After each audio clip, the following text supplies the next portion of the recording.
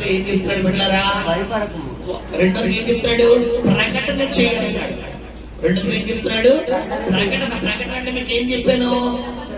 వారికి ప్రకటన, వారికి అన్న స్థానంలో ఎవరిని పెట్టమన్నాను? మన శ్రమలను పెట్టమన్నాను. మన శ్రమలకు హెచ్చరిక లేదా వార్నింగ్ ఇవ్వమన్నాను. అంటే ముందు చతికిలు పడిపోయిన నీ ఆత్మీయ జీవితంలో నుండి, బలహీనమైపోయిన నీ ప్రార్థన జీవితంలో నుండి నీ నడుము కట్టుకుని నువ్వు మరలా నిలబడి మోకరించి చేతులు పైకెత్తి మరలా గనక ఈ వారం నుండి నువ్వు ప్రార్థన చేయడం ప్రారంభిస్తే, ఈ వారం నుండి నువ్వు వాక్యం చదవడం ప్రారంభిస్తే, ఈ వారం నుండి నువ్వు దేవుణ్ణి ఆరాధించడం ప్రారంభిస్తే, ఖచ్చితంగా రెండవది నువ్వు చేయగలిగే పని ఏంటంటే నీ శ్రమలకు నువ్వు హెచ్చరిక చేయగలవు. ఏమని హెచ్చరిక చేయాలని చెప్పని పెట్టారా? యేసు నామములో నన్ను, నా కుటుంబాన్ని, నా ఆత్మీయ జీవితాన్ని, నా కుటుంబ జీవితాన్ని విడిచిపెట్టి బయటకు పో అని చెప్పగలగాలి. ప్రకటన చేయడం అంటే అది అనౌన్స్మెంట్ చేయాలి. ప్రకటన, పబ్లిసిటీ, అనౌన్స్మెంట్, హెచ్చరిక, వారిని ఏదైనా అన్నిటికీ ఒకటే అర్థం వస్తుంది. అయితే గమనించండి, నువ్వు ముందు నీ ఆత్మీయ జీవితంలో చతికిలు పడిపోయిన స్థితిలో నుంచి నడుము కట్టుకుని నిలబడగలిగినప్పుడు మాత్రమే నువ్వు చేసే ప్రకటన పనిచేస్తుంది. నువ్వు ఎలా పడతానో ప్రకటన చేస్తా. చూడండి, పల్లెటూరులో మన సిటీలో అయితే మైక్ లో పబ్లిసిటీ చేస్తారు. ఈ ఆటో ఒక మైక్ కట్టేసి, ఈ పెన్ డ్రైవ్ ఒక రికార్డింగ్ పెట్టేసి, ఆ రికార్డింగ్ బిడ్డలారా ఆ యొక్క మైక్ పెట్టేసి ఏం చేస్తారంటే ఆ గ్రామాల ఆ యొక్క మన సిటీలో, ఈ టౌన్ లో తిరుగుతారు వీధుల్లో. ఇందు మూలంగా 50 మంది బ్రదర్లకు తెలియదు ఇలాగని. అదే పల్లెటూరులో ఏం చేస్తారు బిడ్డలారా? ఒక డబ్బు కొడతాడు. ఇందు మూలంగా 50 మంది బ్రదర్లకు తెలియజేయమని ఏమనగా పలానా పలానా పలానా అని ప్రకటన చేస్తారు. ఇప్పుడు ఆ ఒక వ్యక్తి చేసిన ప్రకటన విని గ్రామం అంతా ఆ వార్తని బట్టి అలర్ట్ అవుతుందా లేదా? ఇప్పుడు నేను అంటాను, ఆ ప్రకటన బట్టి అలర్ట్ అవుతున్నారా? వీరు క్యాజువల్ గా అలర్ట్ అవుతున్నారా? అంటే ఈ రోజు ఇప్పుడు దాకా నీ జీవితంలో ఏ శ్రమలైతే నీ కుటుంబాన్ని కట్టి బంధించినయో, ఏ సైతాను శోధనలు అయితే నీ జీవితాన్ని బంధించినయో, ఏ అపవాద క్రియలైతే నీ ప్రార్థన జీవితాన్ని ముందుకెళ్లకుండా, నీ ఆర్థిక వ్యవస్థను ముందుకెళ్లకుండా, నీ భార్యాభర్తల మధ్య దాంపత్య జీవితం అనే వ్యవస్థను ముందుకెళ్ళకుండా, నీ వ్యాపార వ్యవస్థను, నీ ఉద్యోగ వ్యవస్థను, నీ జీవనోపాధి అనే వ్యవస్థను ముందుకెళ్ళనివ్వకుండా బంధించిస్తేయో, నువ్వు గనక ఈ వాక్యం విని నీ నడుము కట్టుకుని నిలబడి ప్రకటన చేయగలిగితే ఖచ్చితంగా నీ శ్రమలు ఎవరికి లోపడతాయంటే నీకు లోపడాల్సింది. హల్లెలూయా! శబ్దంగా స్తోత్రం చెల్లిద్దామా?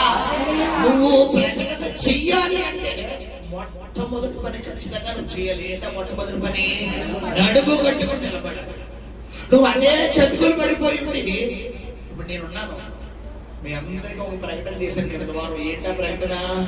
ఆరాధన 9 గంటలకు స్టార్ట్ అవుతుంది కాబట్టి 11 గంటలు, ఇంకా 11 అవగానే మనందరూ కూర్చున్నాం. 11 అవ్వకుండానే లేకపోతే పాడుకోవడం ఆయన కూర్చున్న వాళ్ళు అంటే మనందరూ అంటే నేను కాదమ్మా, నేను అలాగే 10 గంటలకు వచ్చాను. ఆరాధన నా టైం ఇప్పుడు 10 గంటలకి, ఇప్పుడు 9 గంటలకు కాబట్టి 9:45కి నేను ఇక్కడికి వచ్చాను. ఖచ్చితంగా ఇందులో సగం మంది పాడి ఎక్కడ ఉంటారంటే 10 గంటలకు ఆరాధన అయితే ఇంట్లో ఇంకా కూర్చుంటారు. ఇంకా ఇంట్లో కొంతమంది ఇడ్లీ తినాలా వద్దా? ఎలా తింటారంటే కొంతమంది ప్రార్థనప్పుడు ఇడ్లీ ఎరపాలా, చట్నీ వెయ్యాలా, నోట్లో పెట్టి నవలాలా, నవల గట్టిగా నవలాలా, మెత్తగా నవలాలా? ఇలా గట్టిగా తీర్పడంతో ఎప్పుడు వస్తుందమ్మా చెప్పాలి. ఆదివారమే బ్రష్ చేయాలా? అదే సోమవారం శనివారం దాకా వీళ్ళు ఎలా దానం చేస్తారో, ఎలా బ్రష్ చేస్తారో, ఎలా రెడీ ఎరగలేదు. కొంతమంది స్నానం కూడా చేయకుండా ఉద్యోగాలకి, వ్యాపారాలకి, చదువు తెలిపేవాళ్ళంటే కరెక్ట్గా ఆదివారం మాత్రమే అన్ని గుర్తుకొస్తాయి. ఎప్పుడు 11. ఇప్పుడు నేను అంటాను, నువ్వు ఎలా పడితే అలా చటుకులు పడిపోయి ఇక్కడికి వస్తావంటే రావు. నీ ఆత్మీయ జీవితం నడుము కట్టుకోవాలి. ముందు ఏమన్నాడు ప్రభు నీతో? నీ నడుము కట్టుకుని నువ్వు ప్రకటన చెయ్యగలిగినప్పుడే నీ పరిస్థితులు ఎవరి మాట పెట్టాయంటే బిడ్డలారా? నీ మాట పెట్టాయి. నువ్వు ఎలా పడితే అలా జీవిస్తూ, ఎలా పడితే అలా మాట్లాడుతూ, ఎలా పడితే అలా నడుచుకుంటూ, ఎలా పడితే అలా ఉంటూ యేసు నామములో సైతాను నా కుటుంబాన్ని విడిచిపెట్టి పోండి అంటే అయ్యంటే, హలో నీకు అంత సినిమా లేదు, కొంచెం తగ్గంటే కారణం ఏంటి చెప్పాలి. దెయ్యాలు ఎవరిని కూడా గుర్తుపడుతున్నాయమ్మా. ఏమన్నా దెయ్యాలు ఏమన్నా అపోస్తలుల పనిలో ఏమున్నాయి? మాకు పౌలు ఎవరో తెలుసు, యేసు ఎవరో తెలుసు, మమ్మల్ని నిలబడ్డారు. అంటే పౌలు కూడా ఎవరిని గుర్తుపడతాయి అంటే నిజమైన అభిషక్తులు గుర్తుపడతాయి. సైతాన్లు ఎవరిని కూడా గుర్తుపడతాయని పిల్లరా? నిజమైన అభిషక్తులు ఆడికి తెలుసు. నిజంగా నువ్వు ప్రార్థనాపరుడువో ప్రార్థనాపరురావో లేదా ప్రార్థన ముసుకేసుకుని నువ్వు నడుచుకుంటున్నావో మొత్తం సబ్జెక్ట్ అంతా ఎవరికి తెలుసు అంటే ఆయన సైతం గంట తెలుసు.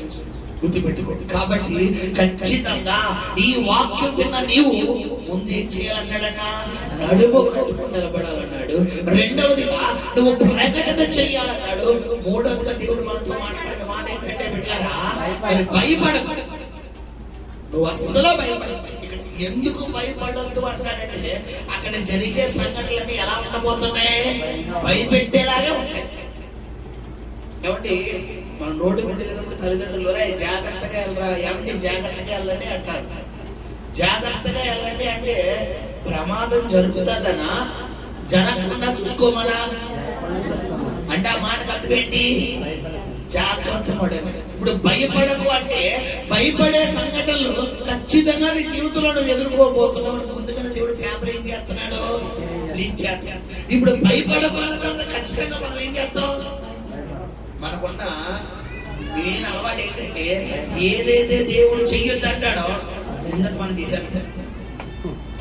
చెప్పండి, ఏదైతే దేవుడు నిబ్బరం కలిగి ధైర్యంగా ఉంటే మనం ఏం చేస్తామంటే దేవుడు చెప్పాడు అంటే ఏదో అవుతుంది అనమాట. నాకు ఎక్కడో కూడా ఇప్పుడు అంటాను నేను, ఆయన నేను నిబ్బరం కలిగి ధైర్యంగా ఉండమని చెప్తున్నాడంటే ఖచ్చితంగా ఏదో శోధన రాబోతుంది. ఆ శోధన నుంచి నువ్వు విడుదల పొందాలంటే ఇప్పటి నుంచి నీ గుండెని ఏం చేసుకోవాలి? నువ్వు టైట్ చేసుకోవాలి, నువ్వు కఠినం చేసుకోవాలి. ఇక్కడ అదే చెప్తున్నాడు, భయపడకో.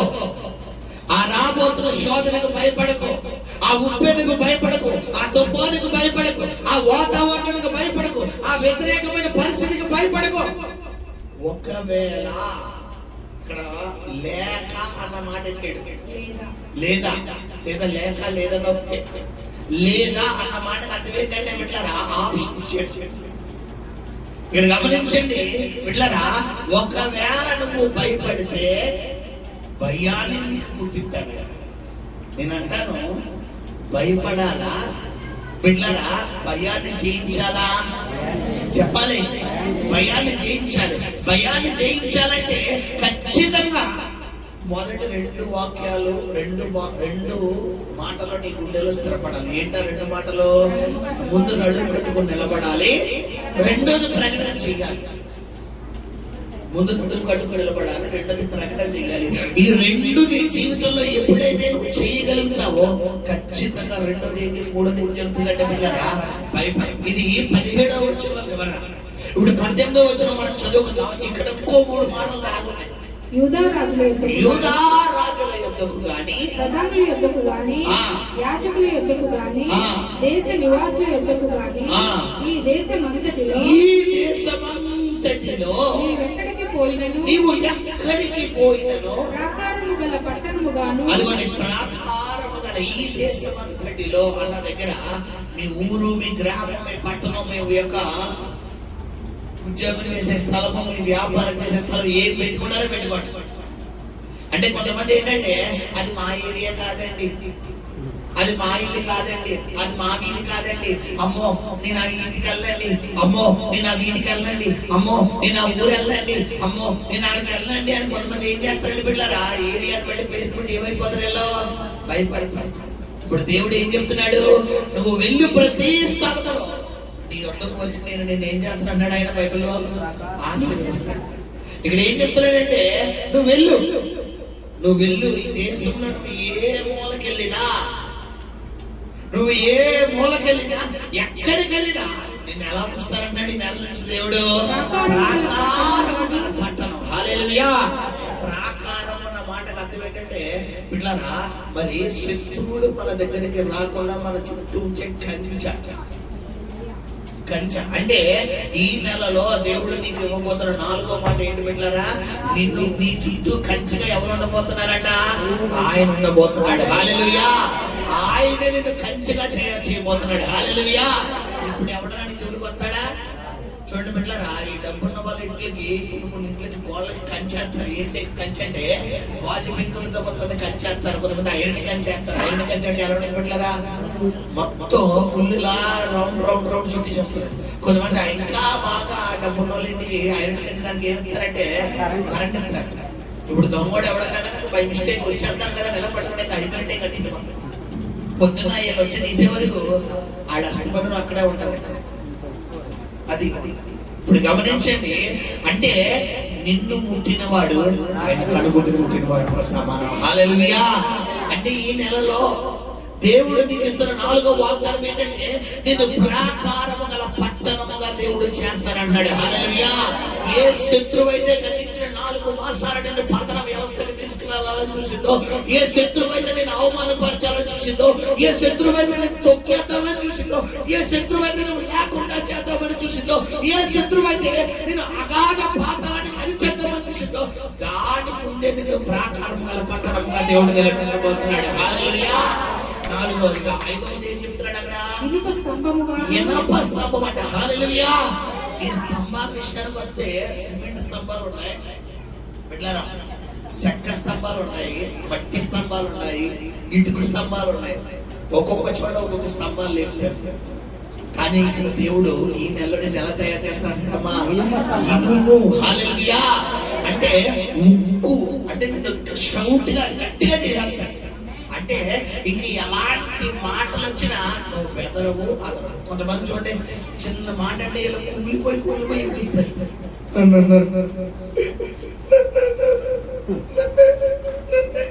వీళ్ళు స్తంభాలంటే మట్టి స్తంభాలు. కొంచెం నీళ్ళంటే ఏమంటే మట్టి. కొంతమంది ఏ స్తంభాలంటే ఇంటికి స్తంభాలు. వీళ్ళు గట్టిగా గుద్దుకుద్ది ఏమవుతుంది? పడిపోదు. కొంతమంది చిన్న మాటల మీద ఉండిపోతే, కొంతమంది కొంచెం ఏమన్నా తిట్టారనుకోండి, అంతే నన్నే తిట్టుకో, నన్నే నన్నే అని వీళ్ళు పెళ్ళైపోతారు. వీళ్ళు ఇప్పుడు కొంతమంది ఉంటారు, వీళ్ళు చెక్కలు, వీళ్ళు కత్తిలో ఒక రంపంతో కూడిన మాటలు ఉంటాయి. కొంతమంది 4 నెలలు ఉంటాయి బిడ్డలారా, కత్తులు అన్నమాట. బైబిల్లో ఉంది. ఏ కత్తి అంట? వాడి కత్తి. అంటే కొంతమంది కాదు, కొంతమంది మాటలు ఎలా ఉంటాయంటే పదునైన కత్తి. వీళ్ళు కత్తించుకుని లేదా రంపవించుకుని కొంతమంది మాట్లాడుతుంటే ఆ మాటలు ఎక్కడ దిగిపోతాయంటే హృదయంలో దిగిపోయి, ఎవరో బయట అంటే నీ పట్టించుకోవడం అన్నా చూడు, నా గుండెల్లో అది అలా దిగిపోయింది అంట. ఇప్పుడు వీళ్ళు కూడా ఎవరమ్మా? చెక్కలు. నేను అంటాను, గతించిన 4 మాసాలు నువ్వు మట్టి స్తంభంగా ఉన్నావేమో, చెక్క స్తంభంగా ఉన్నావేమో, ఒకవేళ ఇటుక స్తంభంగా ఉన్నావేమో. కానీ ఈ నెల దేవుడు నేను చేయబోతున్నాడంటే ఇనుప స్తంభం అంటే షౌట్ గా గట్టిగా చేయబోతున్నాడు. ఎవరేమన్నా మొహం మీద సీఎట్లా తిన్నా తిట్టుకోండి, మీరు ఎవరిని దేవుడు దీవించిన గాక, మీరు నువ్వు ఇంకా దీవించిన గాక, ఇంకా ఆశీర్వదించిన గాక, ఇంకా ఆయుష్ ఇచ్చిన గాక అనేట్టుగా దేవుడు నేను చేయబోతాను. హల్లెలూయా! సహనం రావాలంటే మన దగ్గర ఏమాత్రం భక్తుండాలి బిడ్డలారా? చెప్పాలి. ఏదో ముడతా పెద్దలుగా 5 నిమిషాలు ప్రార్థించి ఇలా చూడండి, కొంతమంది ఇట్లా ఎలా పులుగుతారు, ఎలా పులిగలు తీరేస్తారు. నువ్వు ప్రార్థనలో ఇలా పులిగలు తెలిసేవనుకో నీకు ఈ సహనం రాదు. ఎవరైనా నీకు కొంతమంది చూడండి, ఎలా చెయ్యి ఎత్తే లోపలనే వీళ్ళు అవతల రూమ్లో వచ్చేది బిడ్డలారా, డైలాగ్ వచ్చేది. వీళ్ళు ఎందుకో ఎత్తుకుంటున్నారు, వీళ్ళు ఎందుకో ఎత్తుకుని ఎలా అంటారు, ఏం చేయలేస్తున్నారండి నీకు అసలు అంటే నా తల మీద ఏదో ఉందా? ఆహా, ఏమో అనుకో. ఇప్పుడు గమనించండి బిడ్డలారా, గతించిన 4 మాసాలు నీ ప్రార్థనా జీవితంలో, నీ ఆత్మీయ జీవితంలో, నీ ఉద్యోగ జీవితంలో, నీ వ్యాపార జీవితంలో, నీ కుటుంబ జీవితంలో, నీ ఆర్థిక వ్యవస్థలో ఒకవేళ కనుక నువ్వు చెక్క, మట్టి, ఇటుక స్తంభాలుగా ఉన్నావేమో, అందుకే నువ్వు సరిగ్గా నిలబడలేకపోయావు. అందుకే చిన్న శోధన రాగానే వెంటనే ఏమైపోయావంటే మెల్ట్ అయిపోయావు. కొంతమందికి కొన్ని వీక్నెస్లు ఉంటాయి. సైతాన్ గారికి తెలుసా మీకు బిడ్డలారా? మనకి ఉన్న వీక్నెస్ లు ఇద్దరికి తెలుసు. ఒకటి దేవుడు, రెండు సైతాన్. అందరిని ఒకలా కొట్టగలమా? చెప్పాలి, కొట్టలేవు. ఒక్కొక్కరికి ఒక్కొక్క వీక్నెస్ ఉంటుంది. ఇప్పుడు ఆ వీక్నెస్ గారు సైతాన్ గారు ఆ వీక్నెస్ ఇచ్చుకుంటాడు. కొంతమంది బయట వాళ్ళు ఏమన్నా అంటే పడరు, ఇంట్లో వాళ్ళు ఎన్నన్నా పడతారు. కొంతమంది బయట వాళ్ళు ఏమన్నా అంటే పడతారు, ఇంట్లో వాళ్ళు ఏమన్నా అంటే మాత్రం పడరు. యాక్చువల్లీ ఎవరంటే పడాలి, ఎవరంటే పడకూడదు చెప్పాలి. బయట వాళ్ళు ఏమన్నంటే పడకూడదు, ఇంట్లో వాళ్ళు ఏమన్నంటే చెప్పాలి పడాలి. కానీ కొంతమంది ఏంటంటే వీళ్ళు బయట వాళ్ళు చేసి చెప్పులు దెబ్బలు తినంటారు, బయట వాళ్ళు చేసి ఎన్ని తిట్లు తినంటారు, ఇంట్లో వాళ్ళు ఇస్తే నా జోలు కూర్చోండి మర్యాదగా ఉండదంట. ఇది ఎక్కడ నిన్న అన్నది ఎవరు? మీ అమ్మ. నిన్న అన్నది ఎవరు? మీ నాన్న, మీ డాడీ అన్నారు, మీ అమ్మగారు అన్నారు, మీ నాన్నగారు అన్నారు, మీ భర్త అన్నారు, మీ భార్య అంటే, నీ తల్లి అంత, నీ చెల్లి అంత, నీ తమ్ముడు అన్నాడు. అన్నది నీ వాళ్ళే. పోలే నా అన్నయ్య కదా, పోలే నా అక్కయ్య కదా, పోలే మా తమ్ముడే కదా, పోలే నా భార్య కదా, పోలే నా భర్తే కదా అనుకున్నాం అనుకో, సమస్య ఎక్కడితో తెగిపోతే మనం ఏం చేస్తాం? అసలు తక్కువ. మనకు ముందే పనికి మన భవిష్యత్తులు ఎక్కువ. మామూలు పనికొచ్చే భవిష్యత్తులు కాదు, పనికిరాని భవిష్యత్తులు. ఎంత ఎలాంటి పనికిరాని భవిష్యత్తులు అంటే ఊరోళ్ళు పోరా కుక్క అంటే దులిపేసుకుంటారు. ఇంట్లో వాళ్ళు పోరా అన్నాం అనుకోండి, అదిగో నిన్ను పోరా అన్నాడు. పోరా కుక్క చండాలమా, పోరా చండాలమా చెప్పాలి. బయట పనికి మన కూతురు అన్ని తిట్టితే ఇలా దులిపేసుకుని ఫోన్లే ఆ నోరు తెప్పు అంటుకుంటాం. ఇంట్లో వాళ్ళు మాత్రం ఒక్క మాట అన్నారనుకోండి పెట్టలేరు. ఆ మాటను మనం ఏం చేస్తామంటే బొబ్బులు గుమ్మలో సాగు తీసుకుంటాం.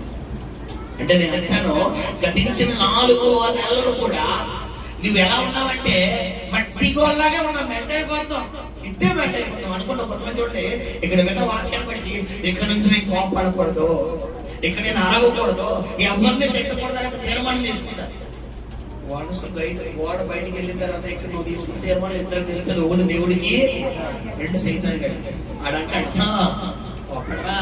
అబ్బే ఎంతసేపు నాకు తెలుసు కదా నీకు ఎక్కడ చుట్టు పెట్టేడితే నీకు ఎలా కోపడుతుందో, వెళ్ళి మీ ఆయనలో దూరిపోతాను, వెళ్ళి మీ ఆవిడలో దూరిపోతాను, వెళ్ళి మీ తల్లిలో దూరిపోతాను, నీ తండ్రిలో దూరిపోతాను, నీ చెల్లిలో దూరిపోతాను, నీ తమ్ముళ్ళలో దూరిపోతాను, నీ బిడ్డలో దూరిపోతాను. ఇప్పుడు ఎందుకు రాదో చూడని చెప్పి వెళ్ళి ఎవరైతే మనకి ప్రేమిస్తామో వాళ్ళలో దూరిపోతాడు. దూరిపోయి మనం చెయ్యొద్దన్న పనాలు మనం ముంచేస్తాం. ఇక్కడ తీర్మానం తీసుకుని ఇంకా 24 గంటలు జరగకముందే ఇంట్లో పెద్ద డిషన్ అయిపోతుంది. ఆ డిషన్ లో నువ్వే మెయిన్ హీరో, నువ్వే మెయిన్ హీరోయిన్. ఎలా ఉంటదంటే అక్కడ అరుపులన్నీ ఎవరు ఎక్కువ హైలైట్ అవుతాయి అంటే డైలాగులన్నీ నీయే, మామూలు డైలాగులు కాదు. సరే డైలాగ్ ఎవరు పడితే చెప్పండి, అది అదనమాట. ఆ పండుగలు అందరూ మీరే చెప్పండి. అలా ఉండదనమాట. ఆ గొడవంతా అయిపోయి సర్టిఫికెట్ నేను మాట్లాడమనుకున్నాను చూడు, వీళ్ళని మాట వచ్చి ఇంకంతే. నీకు విషయం తెలుసా? ఇక్కడ తీర్మానం తీసుకున్న మరుక్షణం దానికి కట్టడిగా నువ్వు నియమైపోవాలి, కట్టడి అయిపోవాలి. ఎలా అంటే మన చేతులు కట్టేసి ఇంకా ఎవరైనా మనల్ని బిడ్డలారా రక్షించండి మనం వెళ్ళగలమా చెప్పాలి. ఎవరైనా నాకు సాయం చేయమని వెళ్ళగలవా? ముందు మనం కట్టలు ఏం చేయాలి అంటే ఇక్కడ తీర్మానం నిన్ను నువ్వు కట్టేసుకున్నట్టుగా ఉండాలి. అక్కడ ఇంకా ఎలాంటి సునామీ వేసినా నాకు సంబంధం లేదు, నాకు వినపడటం లేదు, నాకు కనపడటం లేదు అన్న విధంగా ఉండాలి. కానీ మనం ఏం చేస్తాం?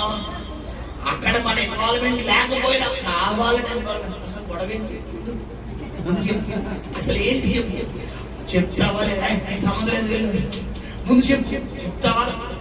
నీకు చెప్పిన సంబంధం లేదు గొడవ లేదు. అసలు నాకు ఇంట్లో కూడా నాకు సంబంధం లేకుండా గొడవ నాకు తెలియకుండా నన్ను ఎట్టకుండా ఉంటావా? మొత్తం తలకాయ వేసి మొహం వేసి అన్నీ వేసి 2 గోపులు వాసిపోతాయి, అన్ని వాసిపోయి వెనక్కి వచ్చేసి నాకు అయినా నాకెందుకు వచ్చింది నా చెప్తూనే కొట్టుకోవాలి. చూడు సంబంధం లేకుండా ఊరుకోవాలి కదా. నాకు నిజంగా జరగాల్సిందే. నేను అంటాను పెట్టారా, ఇదంతా ఏ గోడమ్మా? మట్టి గోడ. గతించిన 4 నెలలు నేను ఏ గోడ? మట్టి గోడ, సెక్క గోడ పెట్టారా, మరి ఇటుకలు గోడ. కానీ ఈ నెలలో దేవుడు ఏం చేస్తానంటే నిన్ను ఇనప స్తంభముగా చేస్తానంటాడు. హల్లెలూయా. అంటే ఇంక ఎవరేమన్నా కలుసుకొని ఆ నోరే దేవుడు దీవించిన కాక. ఏమంటే దావీదు ఇనప స్తంభమా, చెక్క స్తంభమా, మట్టి స్తంభమా, ఇటుక స్తంభమా? దావీదు ఎందుకు? ఒకనొక సమయంలో షిమి అన్న వ్యక్తి దావీదు ఏమన్నాడమ్మా? చీపో నరహద్దుగా అంటున్నాడు. ఒక రాజుగారిని పట్టుకుని ఒక సామాన్యమైన జనాంగం నోటికొచ్చినట్టు మాట్లాడితే రాజు సిటికేస్తాడు, తలకేముంది అక్కడ? కానీ రాజుగారు సిటికేసారా? కనీసం ఒక మాట కూడా అనలేదు. పైగా ఏమన్నాడంటే, దేవుడు ఈ వ్యక్తికి నన్ను దూషించమని, నన్ను శపించమని అనుమతిస్తాడేమో. ఏమో, ఒకవేళ ఈ వ్యక్తి శపించినప్పుడు నేను సైలెంట్ గా ఉంటే దేవుడు ఆ శాపాలకు బహుగా ప్రతిగా నాకు ఆశీర్వాదం. మన దగ్గర ఉంటది జ్ఞానం. అంతా తీసి ఎందుకంటే ఏదో ఒక సినిమాలో ఒకసారి డైలాగ్ విన్నామంటే బాగుంటుంది. అత్తమానం అదే డైలాగ్ విన్నా ఒక చండాలంగా ఉంటుంది. ఇప్పుడు ఏసై కూడా అంతే, చేయాల్సినంతా చేసి అపరాధిని యేసయ్యా ఎన్నిసార్లు వేసుకున్నాం మేము మాట? ఏదో ఒకసారి వేసామంటే సరిపోతుంది. నీ ఇష్టానికేమో ముందు వెళ్ళిపోతున్నావు, నీ కోరికను చంపుకోలేకపోతున్నావు, నీ శరీర కార్యాలను చంపుకోలేకపోతున్నావు. దేవుడు ఏదైతే చెయ్యొద్దు అంటున్నాడో, ఎలా అయితే ఉండొద్దు అంటున్నాడో, ఎలా అయితే నడుచుకోద్దు అంటున్నాడు, మనం అలాగే వెళ్ళిపోయి 2 గోపులు వాయి తీసుకుని మళ్ళా వచ్చి కూర్చుంటాం.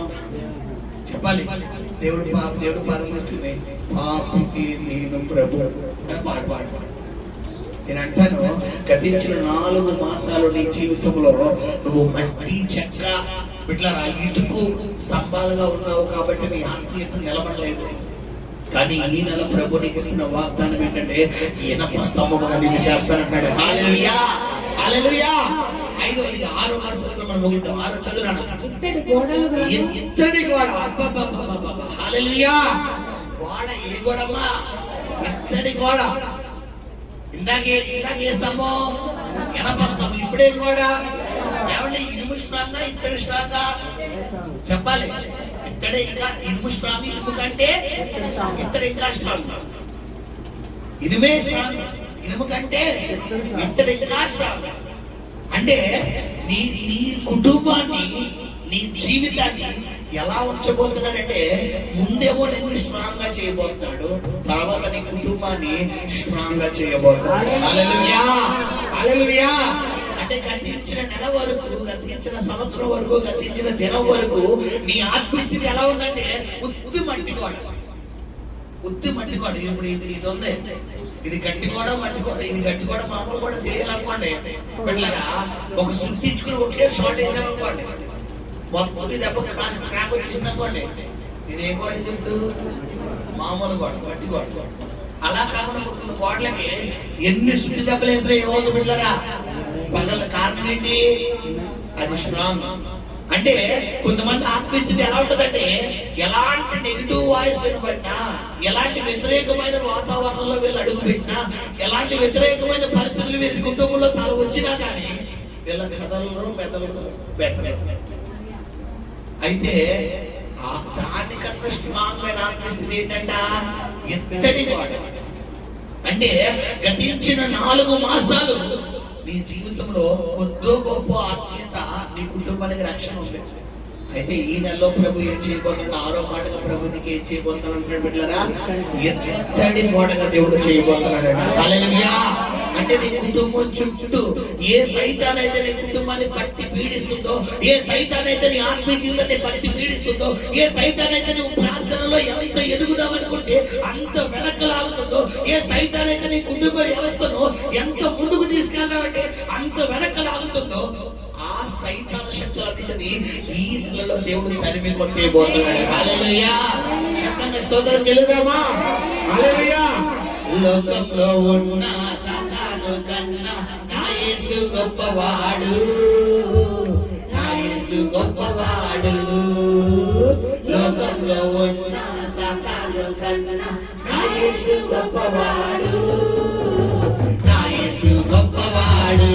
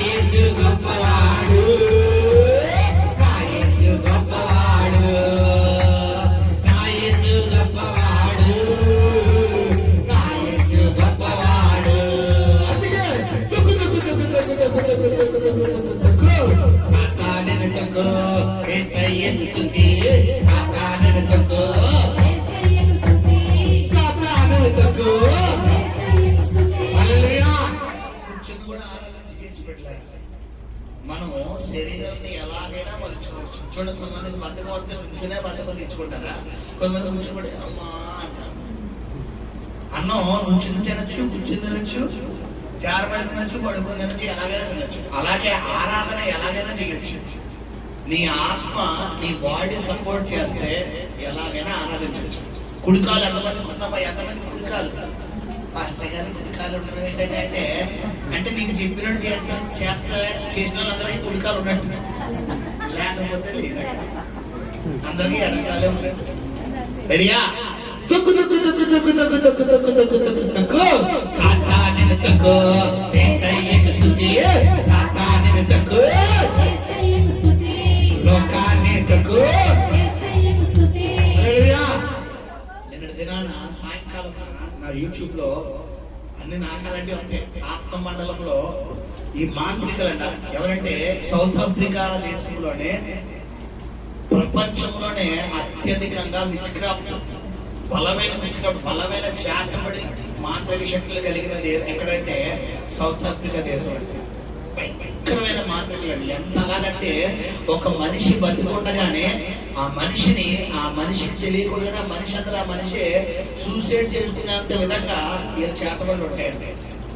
అలాంటి చేతబడులు చేసే గొప్ప మాంత్రికుడిని దేవుడు పట్టుకున్నాడు.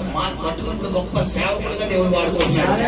అయితే క్రైస్తవులు చేసే 4 పొరపాట్లు అని బిడ్డలారా, ఇతని 18 సంవత్సరాల మాంత్రిక జీవితంలో, చీకటి జీవితంలో ఇతడు 4 సంవత్సరాలు, 18 సంవత్సరాలు ఇతడు చీకటి జీవితంలో ఉన్నటువంటి ఆ యొక్క 4 రహస్యాలు చెప్పాడు. అందులో నేను 2 విన్నాను, మిగతా 2 వినడానికి నాకు అవకాశం లేదు.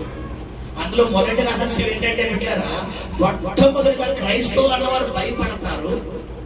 ముందు ఏంటంటే క్రైస్తవుల మీద మా సైతాను సైన్యం ఎలా దాడి చేస్తారంటే, క్రైస్తవులు ఎవరైతే మాకు భయపడతారో ఆ భయపడే వాళ్ళకే మేము వారి జీవితంలోకి ఈజీగా వెళ్ళిపోతామన్నారు. ఇది మొట్టమొదటి. రెండవది చెప్పిన ఆయన ఆన్సర్ ఏంటంటే, కొంతమంది తల్లిదండ్రుల నుంచి, వారి యొక్క తల్లిదండ్రుల నుంచి, తాత ముత్తాతల నుంచి కొంతమంది వారసత్వంగా భూములు తీసుకుంటారంట, ఆస్తులు తీసుకుంటారంట, లేదా బంగారం తీసుకుంటారంట. వారసత్వం ఇది మా నాన్న ఇచ్చాడు, ఇది మా అమ్మమ్మ ఇచ్చింది, మా తాత ఇచ్చాడు, మా అమ్మ ఇచ్చింది. వారసత్వంగా బంగారం తీసుకుంటాం కదా, ఆ బంగారం ఏదైతే ఉందో ఆ బంగారాన్ని బట్టి కూడా ఈ సైతాలు ఇది వస్తాయి. ఆయన చెప్పిన విధానం అంటే ఇది మా అమ్మ జ్ఞాపకం, ఇది మా తాత జ్ఞాపకం, ఇది మా నాన్న జ్ఞాపకం, ఇది మా అమ్మమ్మ జ్ఞాపకం అని ఆ జ్ఞాపకం. ఇప్పుడు దానికి దీనికి సంబంధం ఏంటండి అంటే, ఆ జ్ఞాపకం ఇచ్చిన వస్తువు ఏదైతే ఉందో ఆ వస్తువు వీరింట్లో ఉండడం వల్ల, వీరి మెల్లో వాడడం వల్ల ఇది సైతాను శక్తులు వీరి జీవితంలోకి రావడం ఒక కీ లాంటిదండి. కీ అంటే ఏంటి? తాళం చేయలాంటిది. ఇప్పుడు మన ఇంటికి మనం కాకుండా ఇంకొకటి రావాలంటే ఖచ్చితంగా మన తాళం చేయి ఎవరి దగ్గర ఉండాలి? ఆడి దగ్గర ఉండాలి. ఆడి దగ్గర ఉండి ఆ తాళం చేయి తీసేరనుకోండి, అక్కడ చుట్టుపక్కల వాళ్ళు మీరు ఎవరంటే అని అడుగుతారా? సైలెంట్ గా ఉంటారా? ఎందుకు అడుగుతారు? తాళం బద్దలు కొడితే అడుగుతారు. తాళం తీసి డైరెక్ట్గా వెళ్ళిపోయి అనుకోండి, అడుగుతారా? ఏమనుకుంటారంటే ఎవరా చుట్టాలేమో అందుకనే ఎంటగా వచ్చేసారు. అవునా కాదా? ఇప్పుడు సైతాను నీ జీవితంలోకి డైరెక్ట్ గా వచ్చేయడానికి కారణం ఇంకొక మొదటి కారణం ఏమంటే భయం. అందుకే మీకు ఏం చెప్తాను, నేను ఎప్పుడు కూడా అస్సలు భయపడను. నువ్వు ధైర్యంగా ఉన్నావు, నా దేవుడు ఉన్నాడు, నా దేవుడు చూసుకుంటాడు, నా దేవుడు చేస్తాడు, ఇదే భయం. రెండోది ఏం చెప్పాడు వింటారా? మరి ఈ వీటికి సంబంధించిన ఇన్విటేషన్ ఈ కీ అన్నమాట. ఎవరైతే మెల్లో వస్త్ర యొక్క హారము లేదా బంగారము లేదా వస్తువులు వస్త్రాలు, కొంతమంది వారి తల్లిదండ్రుల జ్ఞాపకార్థంగా బట్టలు దాచుకుంటారు, కొంతమంది వారితో గతంలో దిగిన పాత అన్యులుగా ఉన్న ఫోటోలు దాచుకుంటారు, అన్య జీవితంలో ఉన్న ఫోటోలు, ఆ ప్రేమలు అవన్నీ జ్ఞాపకార్థంగా దాచుకుంటారు. వీటిలో ఏది ఉన్నా దాన్ని బట్టి మన ఇంట్లో వండుకుంటారు. గమనించండి. ఇప్పుడు సైతాన్ మన కుటుంబంలో మన జీవితంలోకి చొరబడాలంటే ఇలాంటివన్నీ. ఇప్పుడు ఆ మాంత్రికుడు చెప్పింది ఏంటంటే, ఈ 4లో రెండో పాయింట్ చెప్తూ, ఇవి ఎవరికి తెలియదండి. చాలా మంది మమ్మల్ని మమ్మల్ని బంధించేస్తున్నాం అనుకుంటారు. ముందు వాళ్ళ ఇంట్లో ఉన్న అమ్మ సంశయం పిల్లలు కందిరి ముందు వాళ్ళు ఇంట్లో ఉన్న వాళ్ళ మెడలో ఉన్న వాళ్ళ చేతికి ఉన్న వాళ్ళ ఒంటి మీద అవి తీసే వరకు మేము వాళ్ళ ఇంట్లో నుంచి మేము వెళ్ళమంటాం. ఇప్పుడు నేను అంటాను బిడ్డలారా, సైతాన్ గాడు నీ ఇంట్లోంచి పోవాలంటే ముందు నీ నోటికి పని చెప్పాలి. ఏంటా పని చెప్పాలి? అపవాదిని గద్దించండి. మనం ఏం చేస్తాం? గద్దించాం. మనకు ముందే తీరుకోండి. ఎక్కువ విషయం ఏంటంటే అందరినీ గద్దిస్తాం, భర్తతో సహా. ఏమన్నామా? భర్తతో సహా అందరినీ గద్దిస్తాం. ఎవరిని గద్దించు మనం చెప్పాలి? సైతాన్ని గద్దించు, అపవాదిని గద్దించండి చెప్పాలి. మీ అందరికీ మారిపోతారు. ఈ రోజు నేను అంటాను బిడ్డలారా, ఖచ్చితంగా ఎవరైతే 4వ వారాన్ని వచ్చారో ఈ దేవుడిస్తున్న వాగ్దానం మేరకు మొట్టమొదటిగా నీ ప్రార్థనా జీవితంలో నడుం కట్టుకుని నిలబడు. చటుకలు పడిపోయిన నీ ప్రార్థనా జీవితం నుండి, పడిపోయిన ఆత్మస్థితి నుండి, కృంగిపోయిన ఆత్మస్థితి నుంచి మళ్ళా నడుం కట్టుకుని నిలబడు. నా దేవుడు ఉన్నాడు, నా దేవుడు చేస్తాడు, నా దేవుడు చూస్తాడు. ఖచ్చితంగా గతించిన సంవత్సరంలో, గతించిన వారంలో, గతించిన నెలలో, గతించిన దినంలో చేసిన కార్యాల కంటే ఇప్పుడు ఇంకా శక్తివంతమైన కార్యం నా దేవుడు చెయ్యగాడని నీ ఆత్మీయంలో నడుం కట్టుకుని నిలబడి ప్రార్థన చేయడం మొదలెట్టు. దేవుడు వచ్చే వరంగా సాక్షిగా నిలబెట్టబోతున్నాడు. హల్లెలూయా. రెండోదిగా ఏం చెప్తున్నాడు? ఎప్పుడైతే నువ్వు నడుం కట్టుకుంటావో ఇప్పుడు నువ్వు వాటిని ఆజ్ఞాపించు. యేసు నామములో నా కుటుంబాన్ని పట్టి సైతానులారా బయటికి పోండి, నా జీవితాన్ని పట్టిన సైతానులారా బయటికి పోండి. రెండవదిగా మూడోది ఏం చెప్తున్నాడు? భయపడక. ఒకవేళ భయపడితే నీకు భయం వచ్చేది. చూడండి, కొంతమందికి రాత్రి వాళ్ళ చీకలంటే భయం, కొంతమందికి పిల్లరా రాత్రి వాళ్ళకి ఈ కుక్కలు అంతే భయం, ఈ గజ్జల సౌండ్ అంతే భయం. తెలుసా? అంటే నేను అంటాను, నువ్వు దేనికి భయపడితే సైతాన్ నీ చెవులు అదే పెడతాడు. దేనికి భయపడకపోతే పక్కనాడు వచ్చి నిలబడినా చెప్పాలి. కొన్ని సందర్భాల్లో నేను సేవలో అదే రక్షణలోకి రాకముందు నాకు సినిమా బాగా గుర్తు వస్తుంది. ఒకటి తాగేసి ఉంటాడు, ఆడికి దెయ్యం కనపడదు. కామెడీ అనమాట. ఆ తాగేసినట్టు దెయ్యం వచ్చి భయపెడదాం అనుకుంటాడు, కానీ పట్టించుంటాడు. అంటే కొంతమంది ఏంటంటే మనం ప్రార్థన ఆత్మీయతలో మునిగిపోయిన వాళ్ళు ఉండాలి. ఏంటి అన్నాం అనుకోండి, ఆడికి మెంటలెక్కి. ఇప్పుడు మనం ఏమంటాం? అక్కడ అలా నేడ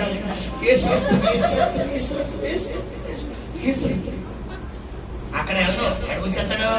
పక్కకు వచ్చి ఓ అంటాడు. దెబ్బకి తెల్లదండి 108 జనం గుర్తుపెట్టు. సైతాన్ని ఏం చేయకూడదు. సైతానికి నువ్వు భయపడ్డావా నీకు భయాన్ని దేవుడు గుర్తించేస్తాడు. మూడోది నాలుగోది ఏం చెప్తున్నాడమ్మా? ప్రాకారము గల పట్టణముగా నిన్ను చేస్తానంటాడు. హల్లెలూయా. అంటే ఏ శత్రువు నీ ఆత్మీయ జీవితాన్ని త్రోగదీయడానికి రాడేక. ఏ సైతాన్ గడైతే ఇన్ని రోజులు నీ కుటుంబాన్ని, నీ ఆత్మీయ జీవితాన్ని పాడు చేయడానికి వచ్చాడో, ఏ సైతాన్ అయితే నీ అన్న చేయడానికి వచ్చాడో, ఆ సైతాన్ గడి నీ దరిదాపుల్లోకి రాకుండా నీ ఆత్మీయ జీవితాన్ని ప్రాకారం గల పట్టణముగా కంచెగా దేవుడు ఉండబోతున్నాడు. హల్లెలూయా. ఐదోదికి ఏం చెప్పాలంట? ఇనప స్తంభం. ఏ స్తంభం అమ్మా? ఏ స్తంభంగా ఉండకూడదు అన్నాడు దేవుడు. చెక్క, మట్టి, ఇటుక. ఈ స్తంభాలు ఏ స్తంభం అయినా ఖచ్చితంగా ఏమవుతుందంటే బిడ్డలారా ఏమైపోతే ఖచ్చితంగా బెండ్ అయిపోతుంది. గట్టిగా వర్షం వస్తే మట్టి కూడా కూలిపోదు, మట్టి స్తంభం కూలిపోదు. గట్టిగా పక్కన ఏమైనా బాంబు పేల్చాడు అనుకోండి, ఇటుకు కూడా సిమెంట్ కూడా క్రాక్ వచ్చాడు. చుడుకుడు కొన్ని చోట్ల పక్కనే మన ఇంటికి పక్కనే బిడ్డరా ఈ ప్రొక్లేన్తో గొంతులు తీస్తాడు. ఆ గొయ్యి తీసేదానికి మన గోడలు ఏమవుతాయి? క్రాక్ వచ్చేస్తాయి. కారణం ఏంటి? మన గోడలు ఉంటారా? ఆ పక్కన తీసే పునాదిని బట్టి మనం పునాది గట్టిగా లేకపోతే అది. అయితే ఎత్తడికి కూడా ఇనుప స్తంభం అనేది మెల్ట్ అవుతుందా? చెప్పాలి. కనీసం ఇచ్చన్నా కదులుతుందా? చెప్పండమ్మా. కదులుతుందా? మెదులుతుందా? అంటే ఈ నెలలో దేవుడిని ఆత్మీస్తున్నా అలా ఉంచబోతున్నాడు. రాని ఎవడొస్తాడు రాని ఏమొస్తుంది రాని దేవుడు చూసుకుంటాడు, దేవుడు చేస్తాడు. ఏమైనా నా దేవుడు ఉన్నాడు, ఎవరు ఏమీ చెయ్యలేదు. హల్లెలూయా. అందుకే తొక్కు తొక్కు తొక్కు తొక్కు తొక్కు తొక్కు తొక్కు తొక్కు తొక్కు తొక్కు సాతానుని తొక్కు, యేసయ్యకు స్తుతి. సాతానుని తొక్కు, యేసయ్యకు స్తుతి. గంభీరంగా స్తుతింతును సాతాను తొక్కెదను యేసుని నామములో యేసుని నామములో యేసుని నామములో యేసుని నామములో హల్లెలూయా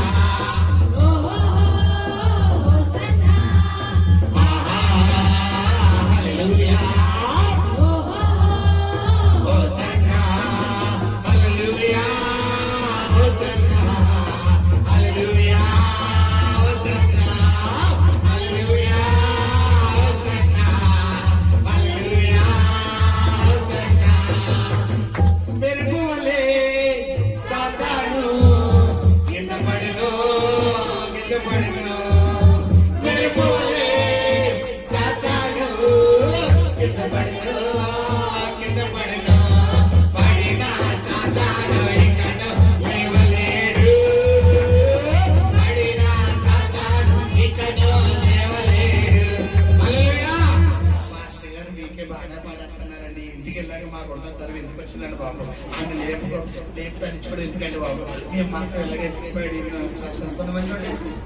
ఎవరికి భయపడకూడదు వాళ్ళకి భయపడకూడదు. ఇక్కడ నువ్వు నీ తండ్రి ఎవరో రాజులకు రాజు ప్రభులకు మీ తండ్రి రాష్ట్రపతి ప్రధానమంత్రి కూడా కాదు. అంటే నువ్వు సిటీ అంటే చెప్పాలి. ఎమ్మెల్యేలు ఎంపీలందరూ చెక్ నిలబడాలి, లైన్లో నిలబడాలి. సీఎం సహా లైన్లో నిలబడాలి, ప్రధానమంత్రి సహా లైన్లో నిలబడాలి. ఎందుకు? నీ తండ్రి ఎవరమ్మా? రాష్ట్రపతి. నీ తండ్రి మాజీ కార్పొరేటర్ కాదు. నీ తండ్రి వార్డ్ మెంబర్ అసలాగా గుర్తుపెట్టు. ఇప్పుడు నీ తండ్రి ఎవరమ్మా? రాజులకు రాజు, ప్రభులకు ప్రభు, సైన్యములకు అధిపతి యెహోవా అని పేరు ఆయనకి. సర్వలోకం ఆయన నామాన్ని కనబడుతుంది. ఇప్పుడు అలాంటి తండ్రి బిడ్డలుగా నువ్వు నేను ఎలా ఉండాలంటే, రానే నేను ఎత్తడి, నేను ఇనుము, నేను ప్రాకారం కలగట. ఇది నన్ను ఏం చేయగలదు? ఈ శోధన నన్ను ఏం చేయగలదు? ఈ శ్రమ నన్ను ఏం చేయగలదు? ఈ వేదన నన్ను ఏం చేయగలదు? ఈ లోకం నన్ను ఏం చేయగలదు? ఈ రోగం నన్ను ఏం చేయగలదని నువ్వు రోషంగా నిలబడ్డావు. అది మోటప్పుడే కట్టుకుని ఏం చేస్తుంది? బయటికి పంపించేద్దామా లోపలికి రప్పిద్దామా? చెప్పాలి శబ్దంగా. బయటికి పంపిద్దామా గట్టిగా చెప్పండి, లోపలికి రప్పిద్దామని గట్టిగా చెప్పండి. అందరూ శ్రద్ధగా హల్లెలూయా పడదమా. పడిన సాతాను ఇకను లేవలేడు, పడిన సాతాను కుడిసి పైనలేడు, పడిన సాతాను ఇకను లేవలేడు. హల్లెలూయా హల్లెలూయా. ముఖంలో స్మైల్ ఉండాలి, ముఖంలో స్మైల్. ఇలా అన్నావనుకో, ఆడికి ఏ మొక్కలంటే ఇష్టం తెలుసా? ఏడ్సే మొక్కలంటే ఆడికి చిగిడి అనమాట. మామూలు దోస్తే కాదు, ఆడ మొదటి చిగిడేసి ఇప్పుడు నవ్వే మొహాలు ఆడికి వస్తాయమ్మా? చెప్పాలి. ఇప్పుడు కొంతమంది పిల్లలు, కొంతమంది పెద్దవాళ్ళు ఏడిపితే ఇష్టం, వీళ్ళు ఏడిపేసుకోవటం ఇష్టం. వీళ్ళు ఏడిస్తే వాళ్ళు ఏడిపించి ఈగొని ఏం చేస్తారు? అంటే వీళ్ళు కొంతమంది ఎవరిపించాడు ఆనందం, కొంతమంది నవ్వితే ఆనందం అయితే కొంతమంది అని గిల్లీసి. ఇప్పుడు సైతం గడు ఏ బ్యాచ్? నవ్వించే బ్యాచా ఏడిపించే బ్యాచా? ఇప్పుడు ఇక్కడ నువ్వు వాడిని తొక్కేస్తా ఆడి ఏడుస్తాడ మనం ఏడాలా? మరి ఆడి ఏడుతున్నప్పుడు నువ్వెందుకు ఏడుస్తున్నావు? కాబట్టి నీకు పీసాల పెట్టాలి. కొంతమంది ఎంత వాకి ఎందుకమ్మా నువ్వు రావడం ఇక్కడికి? అయ్యా నువ్వు ఎందుకు ఇక్కడికి రావడం? Time waste. నీ నోటిలో జీవమరణం ఉంది. హల్లెలూయా. ద్వితీయోపదేశకాండం 30:19 జీవమును మరణమును ఆశీర్వాదమును శాపమును నీ ఎదుట ఉంచిన భూమిని ఆకాశాన్ని సాక్షిగా పెట్టారంటాడు. హల్లెలూయా. నీ నోటిలో జీవం ఉంది కాబట్టి నువ్వు ఒకటే పలుకు. ఏ సైతానా ఎంత నన్ను బలహీనపరిచావో, ఇదిగో ఆ దేవుడు నన్ను ఎంతటి గోడగా ఇనుప స్తంభంగా చేస్తున్నాడు. ఇదిగో చూసుకో, దేవుడు నన్ను ఒక పాపంగా నీ మీదకి చూసుకొచ్చేటట్టు తయారు చేశాడు. చూసుకో, ఈ వారంలో నువ్వు నేను నువ్వు అది చాలా చేస్తున్నాడు. అలా ఇస్రాయలే అంటే ముందు ఆరంభంలో ఏం చేయాలి? నువ్వు చెప్పాలి. పడదమా? పడినా పడినా పడినా పడినా పడినా సాతాను ఇకను లేవలేడు,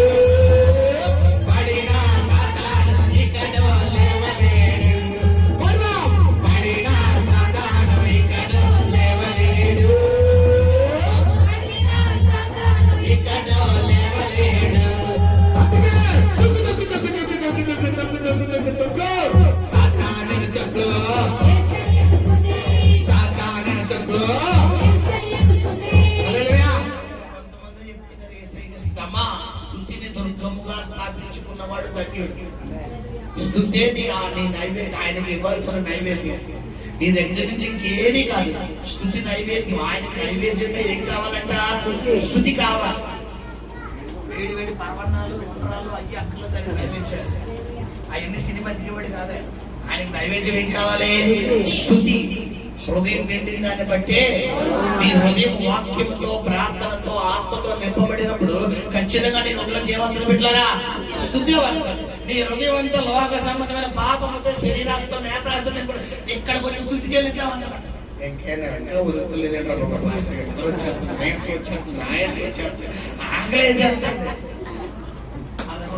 వచ్చేస్తున్నామా నీకు? ఏంటి 1 గంటన్నర ముగించండి అర్థం ఉంది, 11:30 నీకు ఆగలేదండి. నిన్ను సైతం గంట మామూలుగా పట్టలేదు, తీసుకో. అదే అనమాట. పడినా పడినా పడినా పడినా పడినా సాతాను ఇకను లేవలేడు. పడినా సాతాను ఇకను లేవలేడు. పడినా సాతాను ఇకను లేవలేడు. పడినా సాతాను ఇకను లేవలేడు. సాతాను తక్కువ, సాతాను తక్కువ, యేసయ్యకు స్తుతి. రోగాన్ని తక్కువ, పాపాన్ని తక్కువ, కన్నీటిని తక్కువ, వ్యాధులను తక్కువ, సైతాన్ని తక్కువ, వాడి తలను తక్కువ, వాడి తలను తక్కువ.